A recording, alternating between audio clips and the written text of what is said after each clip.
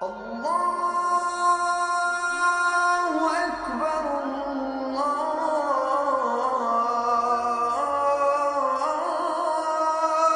أكبر.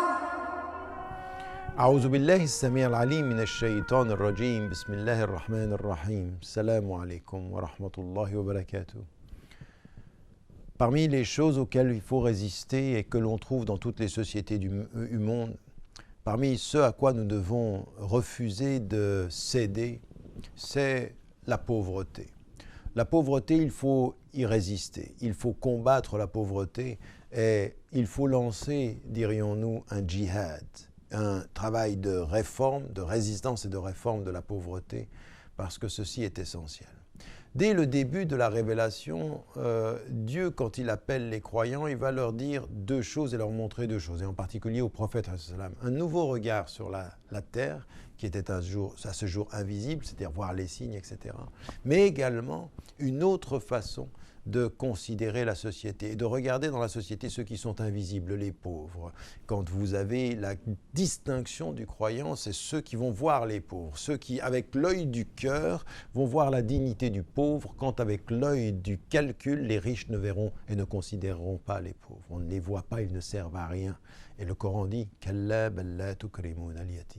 Certes non, vous ne donnez pas sa dignité aux pauvres. » Et là, il y a une révélation qui réveille notre rapport aux pauvres, et nous devons comprendre ensuite que tout ce qui va être destiné, même la zakat, est destiné à être un droit du pauvre. Il ne dit même pas merci, il ne doit même pas dire merci, lui c'est son dû.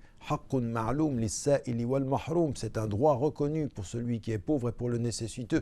Et ça, c'est pour faire comprendre aux riches qu'il y a dans leur bien un droit du pauvre et qu'il y a pour le pauvre un droit qui n'est pas de la charité, qui est le fait que nous devons lutter contre l'injustice et comprendre ceci. Donc en particulier, la lutte contre la pauvreté commence aussi par structurer la conscience humaine, la verticalité de la prière avec Dieu, l'horizontalité de la zakat avec les hommes, et qui est une détermination à lutter contre la pauvreté. Ensuite, ce qui est également mis en évidence dans notre tradition, c'est qu'à l'heure où nous jeûnons, c'est l'expérience de la pauvreté pour réveiller la conscience d'avoir à lutter contre cette pauvreté. C'est à cela que sert le ramadan aussi, se rapprocher de Dieu par le jeûne, mais se rapprocher des pauvres par la condition. Et donc, de ce point de vue-là, de s'engager à cette lutte contre la pauvreté et de s'y engager d'une façon qui soit noble, qui soit charitable, et ne pas diminuer le statut du pauvre ou de le regarder de haut.